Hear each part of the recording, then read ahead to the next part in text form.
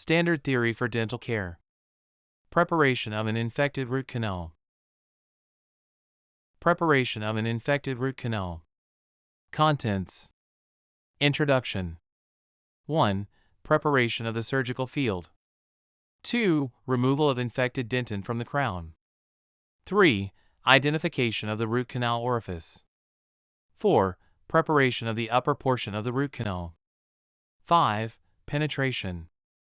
6. Removal of infected dentin from the root canal walls. 7. Formation of the apical sheet. 8. Irrigation and disinfection of the root canal walls. 9.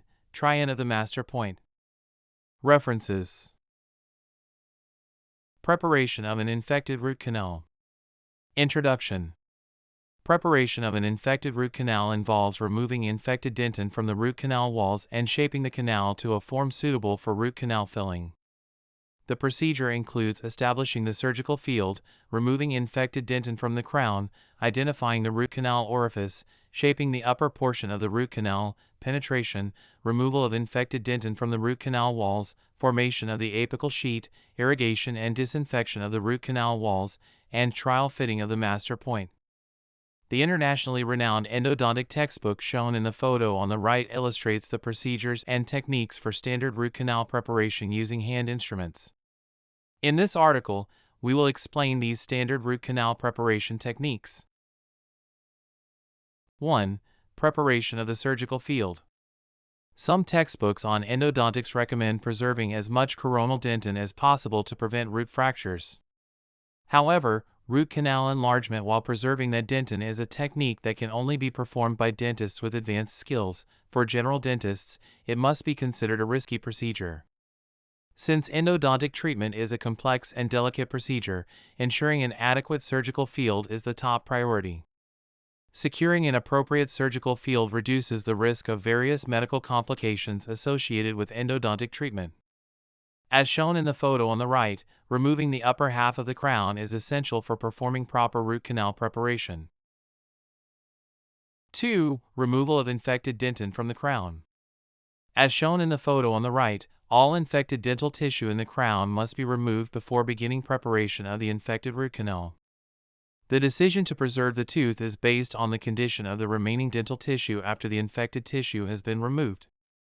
Proceeding to the next step without adequately removing the infected dental tissue in the crown can not only lead to unsatisfactory root canal treatment outcomes but may also result in the mistake of performing endodontic treatment on a tooth that should be extracted. 3. Identification of the root canal orifice. As shown in the photo on the right, the root canal orifice must be clearly identified before inserting endodontic instruments into the root canal. To clearly identify the root canal orifice, all contaminated dentin at the pulp floor and around the root canal orifice must be removed. 4. Preparation of the upper portion of the root canal. To ensure that the preparation is performed more safely and appropriately, the upper portion of the root canal is shaped. The blue area shown in the illustration on the right is removed to facilitate the passage of endodontic instruments to the root apex. For this procedure, either a piso-limer or a largo-limer is used. 5. Penetration. As shown in the photo on the right, penetration is performed while periodically using an electronic root canal length measuring device to confirm that the tip of the instrument has reached the apical foramen. First, insert a number 15 handheld endodontic instrument into the root canal orifice. If the tip of the instrument remains midway in the root canal and does not penetrate through, apply a slight clockwise twisting motion to the handheld endodontic instrument and check whether the tip bites into the root canal toward the apex.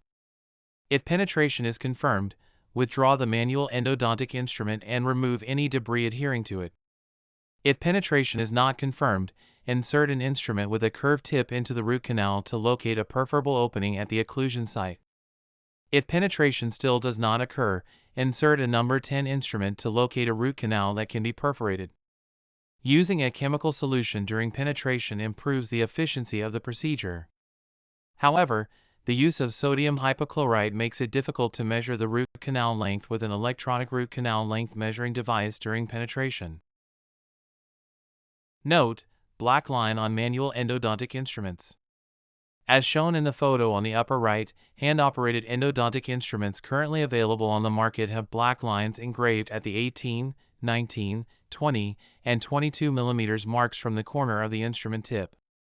When the tip of the endodontic instrument reaches the apical region, as shown in the photo on the lower right, recording the reference point on the crown where this black line aligns allows for the reproducibility of the instrument's apical placement.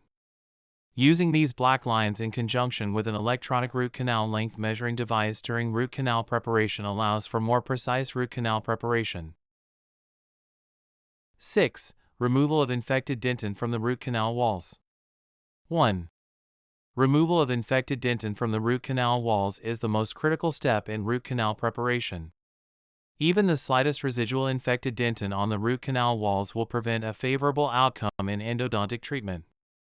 Therefore, infected dentin on the root canal walls must be completely removed. By applying a slight clockwise twist to manual endodontic instruments, the cutting edge can be embedded into the root canal wall. In this state, the manual endodontic instrument is withdrawn from the root canal. As shown in the upper right photograph, the infected dentin from the root canal walls is scraped away and adheres to the grooves of the instrument. Once the infected dentin from the root canal walls is completely removed, the debris adhering to the instrument's grooves turns a healthy white color, as shown in the lower right photograph. 2. To remove infected dentin from the walls of a curved root canal, insert a handheld endodontic instrument that has been pre-curved into the root canal, as shown in the photo on the right. When the tip of the handheld endodontic instrument reaches the apex, gently twisting the instrument clockwise causes the cutting edge to bite into the root canal wall. By withdrawing the instrument while maintaining this position, the infected dentin is scraped away from the root canal wall. 3. As shown in the photo on the right, when removing hand-operated endodontic instruments from the root canal, it is necessary to remove debris adhering to the grooves on the instrument's cutting edge. Debris should be removed using a sponge or an alcohol-soaked cotton ball. Instruments with debris adhering to them must not be reinserted into the root canal. Once the infected dentin on the root canal walls has been completely removed, this can be confirmed by the fact that the debris adhering to the grooves of the manual endodontic instruments dries to a white color, the instrument cutting edges no longer bite into the root canal walls, and the filing operation proceeds smoothly without resistance. 7. Formation of the apical sheet. It is generally recommended that the apical sheet be formed 1 mm short of the root apex. However, if the apical sheet is formed based solely on the measured root canal length, it may break. Therefore, as shown in the photo on the right, we form the apical sheet while periodically using an electronic root canal length measuring device to confirm the position of the instrument tip. In the case of curved root canals, care must be taken because if the twisting angle is too large, the apical sheet may break. 8. Irrigation and disinfection of the root canal walls. 1. Disinfection of the root canal walls is performed by filling the root canal with sodium hypochlorite using a pipette, as shown in the photo on the upper right. As shown in the photo at the bottom right, for straight root canals, a manual endodontic instrument one size smaller than the final shaping instrument is rotated clockwise slightly proximal to the apex. For curved root canals, a manual endodontic instrument one size smaller is pre-curved, and filing is performed slightly proximal to the apex. 2. As shown in the photo on the right, to clean the root canal walls, first disinfect them with sodium hypochlorite, then use a syringe to inject oxyfull into the root canal to flush out debris. As shown in the photo on the right, using a surgical tip allows a large volume of oxyfull to be injected into the root canal. To completely remove the smear layer, this cleaning procedure must be repeated several times. 3. Various disinfectants are commercially available for root canal disinfection. As shown in the photo on the right, in cases where a root canal has an apical lesion, a calcium hydroxide preparation with disinfectant properties such as Vitapex is used for temporary root canal filling, and the patient is monitored for about 1 to 2 months. Once it is confirmed that the disinfectant has taken full effect, the root canal is permanently filled. 9. Try-in of the master point. Repeat root canal shaping and irrigation until the tip of the master point reaches the apical sheet. As shown in the photo on the right, the master point's arrival at the apex can be confirmed by taking an X-ray after trial fitting the master point. That concludes this topic.